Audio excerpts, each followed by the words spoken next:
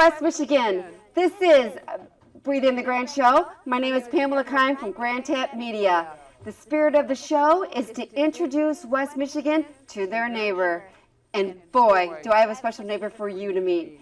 You've probably even driven by this nonprofit that I'm going to be talking about because there's horses involved here. And these horses are not the horses that you ride. These are therapy horses. And they're located in the city of Kentwood. There we go. And right over by 32nd and Schaefer, you've probably driven by there. Probably you may have noticed the horses and never see anybody riding them. They're therapy horses. They help people deal with trauma. So today I'm going to tap right in, and I'm going to be my honor to introduce Deb VanderBand, who is the Executive Director of Equine Assistant Development Program. Correct? Yes, thank you. All right, welcome to the show. Thank you for having us. And then the spirit of the show, as we were talking before you came on, is that we're going to tap right in, right? Mm-hmm.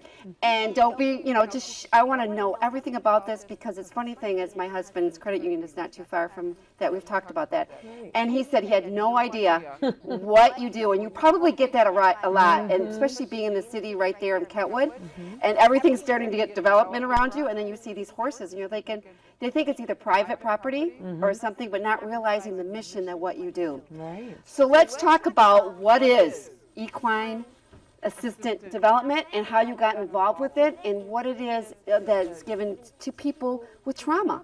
Thank you. Yes, that's a big statement and a lot to go through.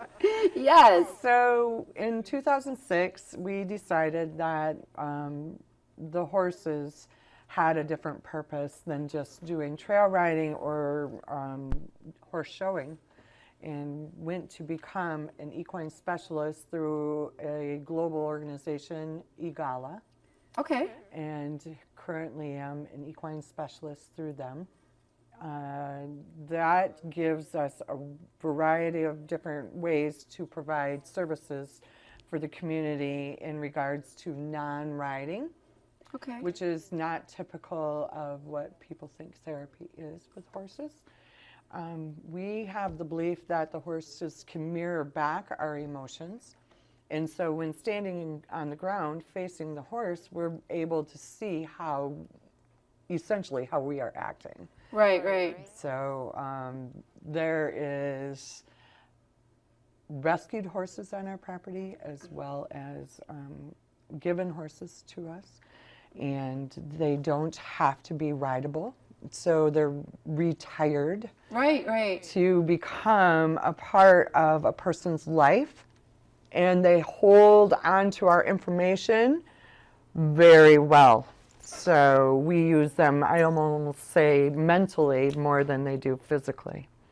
So real quickly on that, when we were talking about that with the horses, I mean, is this just by taking care of the horse and the care of this large animal, especially let's deal with children, because you deal with a lot of children that come there. Mm-hmm. I mean, it's able for them to, build trust, let their walls down, feel like this animal can connect with them and they can share.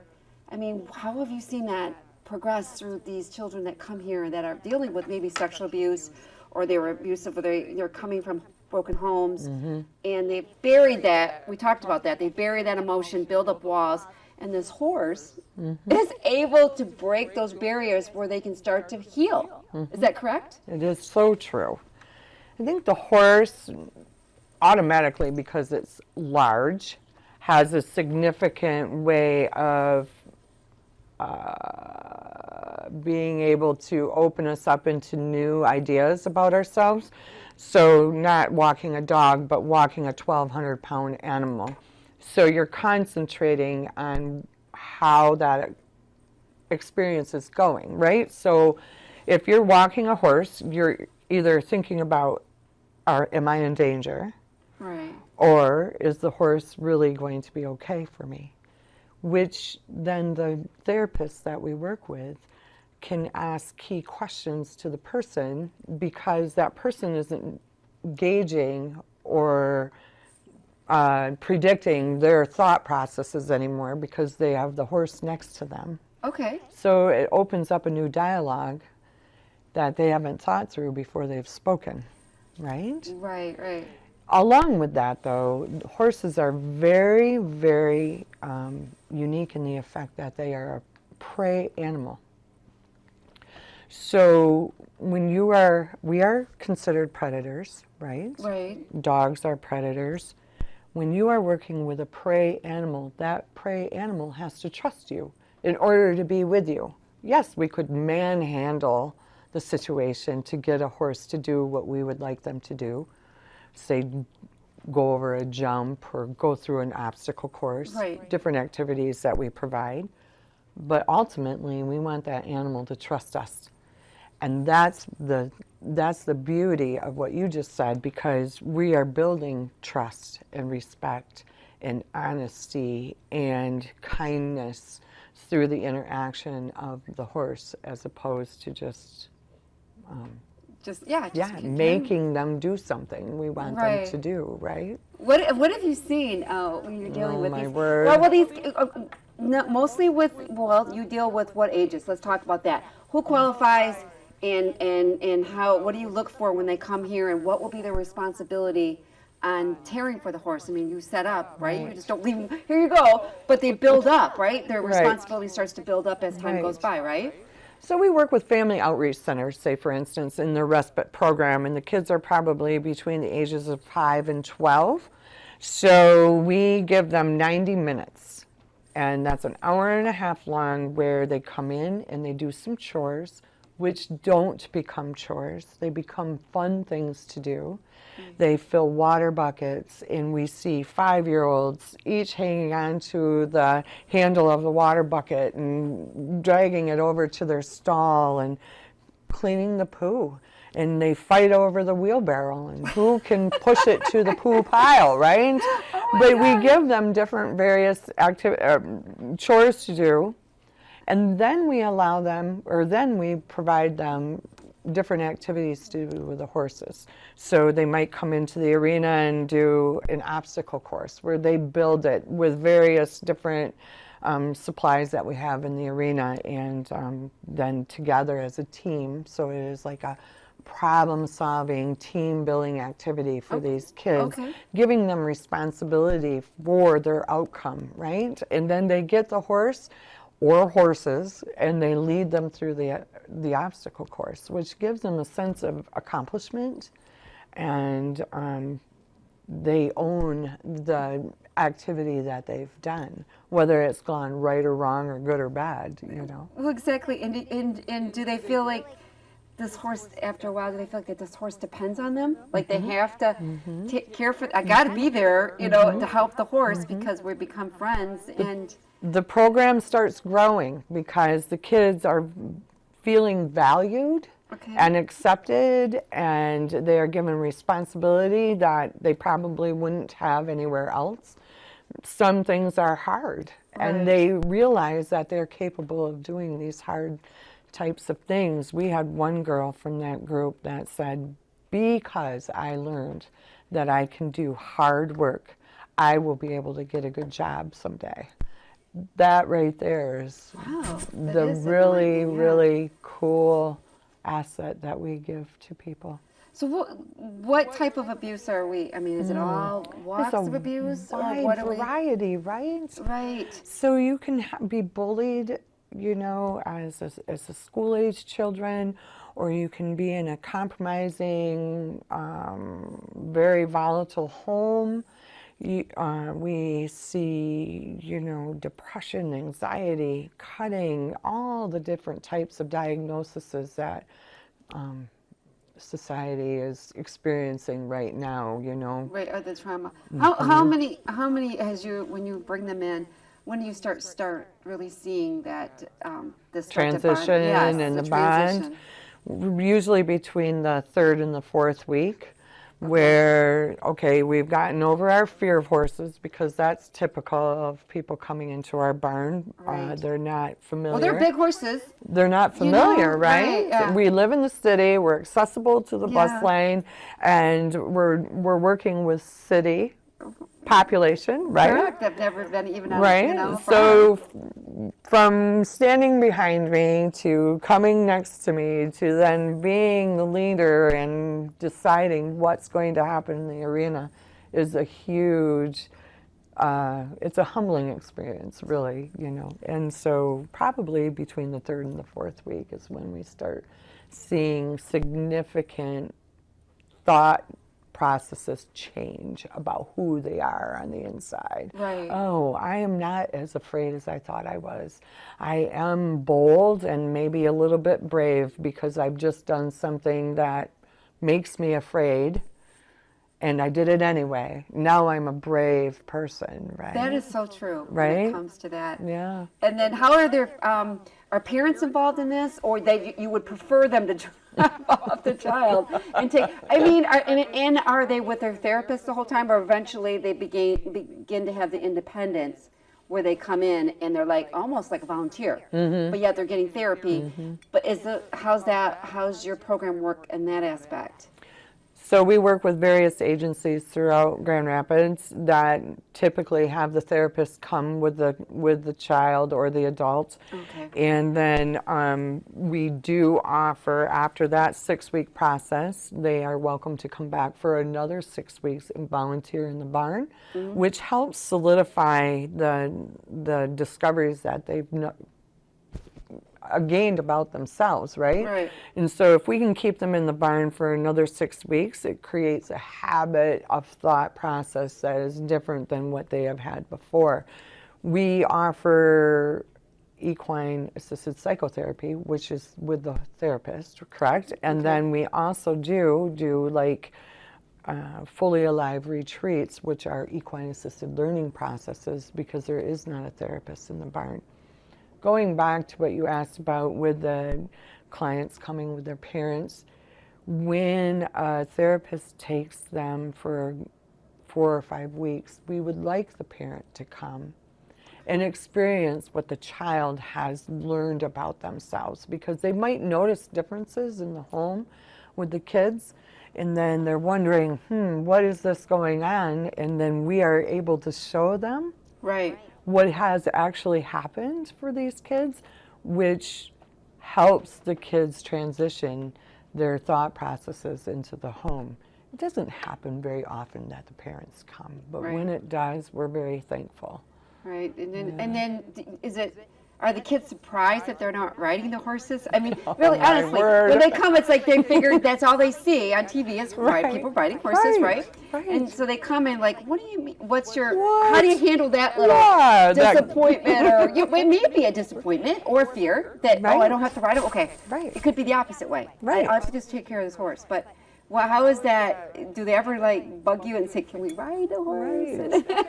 Over long term, we have worked with a group of girls over the years now, and they do ask to ride quite often, and it is not in their ability to do that at this time. But when kids finally realize, like the first week could be kind of a little dicey as far as like, we're not going to ride the horse. Well, then what are we going to do, you know? But then when they get to lead a horse over a teeter-totter and help the horse get over a jump, you know, all of a sudden the things start to becoming fun with the horses, and the brushing and, you know, picking their hooves and making sure that giving baths even, you know, those things quickly overcome the disappointment of not riding them. And then are you surprised people that you're not surprised, I wouldn't say that's the right word I would use, but you know, how many people pull in or talk to you later and like, you do what? It's there. I mean, honestly, it's been there. How long have you been there on Schaefer and 32nd Street? In This is our third year being on that property, and who owns the property? You or who's all? There is a fabulous, most generous couple that bought that property in the hopes of putting a home for equine assisted development there. Okay, so they knew about the program way before. Okay. And so when the property became available and there were barns already and an arena, it was a perfect setup. And so they have graciously given us a space for a long-term lease you know, that Wow. we can exist there almost permanently as if we are Well, there that's a great permanently. location only because the parent or the therapist doesn't have to go way out in the Caledonia door where there would be Right. more even Byron Center I would say or either north Right. that there is so it's not that far from Yeah, it's some of these places that are therapist places or you know what's Mm-hmm. going on here, and then so it's a long term. So how do you? Let's get right down to it. Where how do you get the funding for this? Who pays for this? Right. Because this is you know, This how many is a- people are how many employees do you have there? How's this all go about in your program? Currently, we have 2 part-time employees and, no, 3 part-time employees of the nonprofit. We are run by about 28 volunteers total. It's been amazing to see people come alongside of us to help with the horses and maintenance of the buildings and things like that. But what we are looking for is long-term sustainability within the community. Sure. I think one of the biggest fears that I have is that if we develop a program and it's very successful and then the funding goes away and we have to yank it from underneath the clients that we're serving, you know, the community. Right. That to me is so scary, right? Sure. So, like, what we are looking for is people that are generously thoughtful of the type of activity and services that we provide for the Right. community, steady financial help to keep the programs going. Long term is what we are hoping for. So if it's corporate sponsorship for a specific group that we are working with, like Family Outreach Center or the Prevention Day program that we are working with now, you know, those are the things that we would love to see the community partners come alongside and provide those services for them. Do you have some corporate long-term. sponsors now? We do have a couple of sponsors right now. The one that we are working, the longest standing one that we have been working with is the sex traffic victim survivors here in the Michigan. And Which is like you were just sharing with me when I was out to see you. Yes. It was just some bust in Wayland. yes, City of Wayland. Yes. And yeah, and even in Kentwood, there's issues. It is in our backyards, and it is a critical. It is critical to get awareness out of it's ongoing and it's prevalent. Prevalent, right? Prevalent. Yeah, it's closer than we think, and yeah. going on. And these kids are already, some of these ones that are becoming victims are already broken in some aspect. Yes. And so then they're very vulnerable, and these predators, basically Right. what they are. Yes. You know, and they seek these kids out, and they're wandering the world alone, and somebody befriends them, as we spoke about. And because you're surprised at some of these older girls that are getting brought into this at, you know, how did this happen at 17? You know what I'm saying? Yes. That they should be more wise. And you're saying, oh, it's all. They befriend these kids, right? Or they can tell. Yes, I guess they you can could tell the level of confidence that these girls have, and if they are like low self-esteem, they come into that very strategically and use that as a tool for them to get them to do things that they wouldn't do. Right. They wouldn't normally do that. Right. But they get, for a lack of a better word, groomed into something that And then they get threatened. they Like they say totally they'll go get after their family. threatened. They don't understand that they, you know, they will start to threaten their families. That's what we share too. You're like, you know, well, how that? Because you were threatening your sister, or they were threatening this, and you're like, Yeah. you know, and you see it on TV. But when you see You these know kids, it's in your own community, you know, taking action steps to keeping our kids aware of their surroundings and who they're hanging out with, and making sure that they are capable of being able to come home and express some concerns about what they're seeing, and don't take it and push it under the rug, and see if it is true, you know, and allowing kids to just speak out their fear. And that's homes. probably where the horse getting. Let's talk about that. Is that they are. What if you would see someone in your family or neighbor, you knowing that they don't have the emotional strength, they don't have the courage, they barely, they don't look you in the eye. There's certain things that those people look for, right?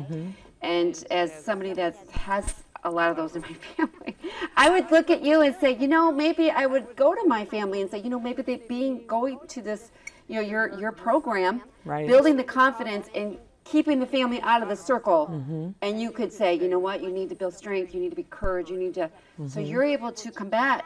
So you don't become a victim. You don't the predators don't look at you as a target. Right.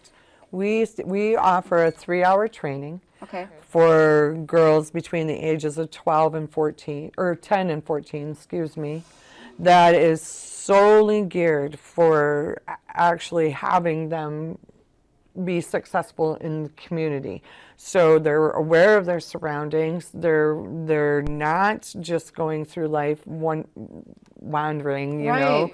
Trying to find building direction. their self-esteem and teaching them correct ways of handling themselves in public so that they don't become a victim Right. of something. So we do become proactive in that training. Yeah, that's great. And I was going to say that should be for anybody in their family that they see that maybe one of their nieces, nephews, maybe even children, Grandchild. grandchild needs that little bit of self-esteem and like, you know what? It's okay to say that isn't coming from the family member. You need to go outside. I always think it's better actually because you could probably address things that maybe we all we don't want to talk about, right? Right. Right, and the place that we provide for people is so open and honest and real, and I think that helps kids and adults to accept themselves easier in our barn or in our arena. Right. We really have a certain amount of pride in the respect of how comfortable the barn feels as far as safety of your emotions and your feelings, and so it's very authentic. Right, I would think it'd be better than sitting in another waiting room, waiting to go into therapy. You're actually going to a barn which has a purpose, which after a while you know your duties. So you show up, and you're going into, to see your horse. You have names for all your horses. We do, and you're going and bios for all of them. And bios, and I have a mission. I've got something to do. As soon as I get there, I got to check the barn. I got this. I mean, that's got to be alone. Get the kid to get out of the car and say, I'm just not waiting for, X, you know what I'm saying? Right. You've been a doctor's office, isn't Right. it? So often the kids are so entrenched in keeping themselves safe and protected that when we allow them to take care of something other than themselves, Right. it is I don't even know the word that I'm looking for. It gives them such a sense of accomplishment for themselves. Right. It boosts their identity about who they are, Now, So- when are you in the public? How is this mission getting out? How are you getting this out to the public? Because I look at it as just an incredible program. Because I visited you, we've known each other for about a year, and just to go in, and I would just think if I was a kid getting out of the car, and you had to go, I would be like, we have to get there on time, Mom, because Elvis, which is no longer with us, but Right. Elvis needs me. You know what I mean? That kind of feeling right. that somebody needs me, and I have to get there, and Deb is waiting for me, even if she knew your name, and you have other people, volunteers. Right. I mean, it's just like you can't deal with it. Deal with a kid that's kind of lost, Yeah, it is Right? so valuable right? that we offer talking tours all of the time. We are open, we do speaking engagements throughout the community, getting the word out about how important the horses are in the process of the kids and the adults going through hardship of any sort, trauma of any kind. So we do free demonstrations of how it looks like in the arena, because a lot of times we use the herd and not just a horse, Okay. because the herd then becomes the family. or the school classroom or the church youth group or the corporate training, or the team building. So when we use a herd of horses, it changes the dynamics, and it also allows for really cool coaching to go on in there. All self-discovery, right? So if they're seeing two horses rearing at each other, asking them what they're seeing could be two family members, or it could be two kids in the classroom, Right. Okay, so what do you, what kind of fundraisers are you doing throughout the year? Yes. Let's talk about how we're raising money here. Right. I know you have some where the people that you're working from these other organizations that are helping these kids, they're able to pay for your services, Yes. correct? Okay, so you Yes. have that some program. But what about all the other? Are you doing what's fundraising? If you're going after grants, what can you share with us on how you're getting to be a flow of funding coming in, so you're able to keep this program open, right? Okay. So we have been we are very thankful for the foundations that have come alongside of us, whether it's the Kent Medical Foundation that gives towards horse care, and then we have the Wisner Tassel Bottrell Foundation that helps with operations along the last 2 years. It's been fabulous with them. We have a couple of community partners. Crown Free works with our program for the trafficked victims. Okay. And we also have a couple others that I'm not recalling right at this moment, but we have our Boots and Bling. It's our annual Boots and Bling. That's going to be in October this year. Okay, we'll have to And put them out we for that. are going, that is our largest fundraiser at this time, and we do silent auction and live auction. Is that at the mansion or? That is not at the mansion. Actually, we do have a pre-party that is in the mansion, and you can get in there by sponsoring.